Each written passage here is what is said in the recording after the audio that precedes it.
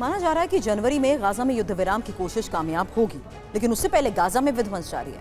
Hamas के लड़ाके अभी भी इजरायली सैनिकों पर गुरिल्ला हमले कर रहे हैं और बौखलाहट में इजरायली सैनिक ताबड़तोड़ प्रहार कर रहे हैं। स्कूल और रिफ्यूजी टेंट्स पर भी बमबारी को लेकर खबर है। हमास ने दावा किया है कि इजरायल जानबूझकर गाजा में बंधकों को भी खत्म कर रहा है।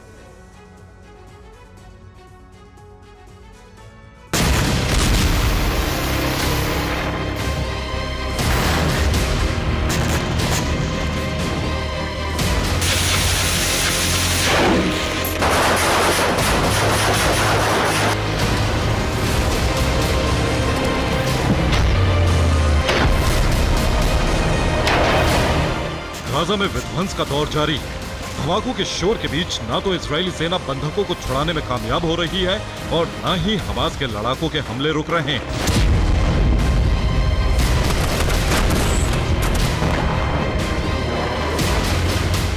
गाजा में इजरायल के अब जबरदस्त गुस्से और बौखलाहट का दौर है, क्योंकि इतनी लंबी जंग के बाद भी गाजा में हमास का हौसला कायम है।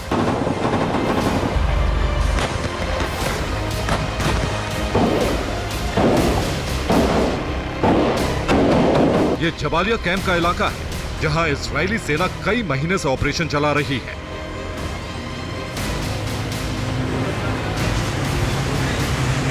इमारतों को मलबा बना दिया गया है, लेकिन हमास की जड़ें आज भी इन इलाकों में कायम है।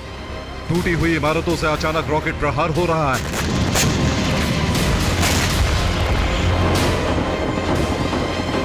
हमास के लड़ाके ऊंची इमारतों से अचानक गोलियां चला रहे हैं। जबालिया कैंप में इजरायली सेना पर कई हमले हो चुके हैं। इमारतों के भीतर से हमास के लड़ाके सेना पर नजर रख रहे हैं।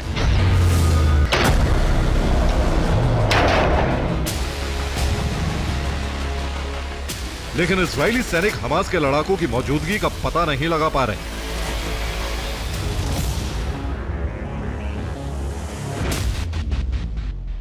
यही वजह है कि मौजूदा दौर में भी इजरायली सेना के टैंक और ट्रक को भी नष्ट किया जा रहा है। इस बीच अल कस्साम ब्रिगेड ने इजरायली सरकार पर गंभीर आरोप लगाया।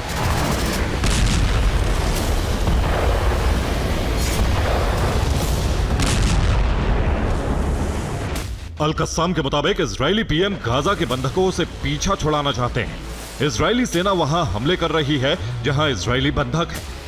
बंधकों की मौत सुनिश्चित करने के लिए कई बार हमले किए जा रहे हैं।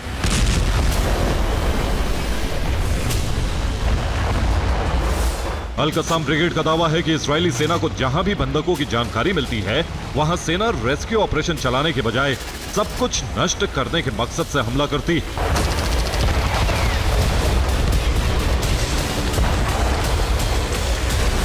गाजा में बंधकों की मौत का जिम्मेदार हमास नहीं, बल्कि नेतन्याहू की सरकार और आर्मी।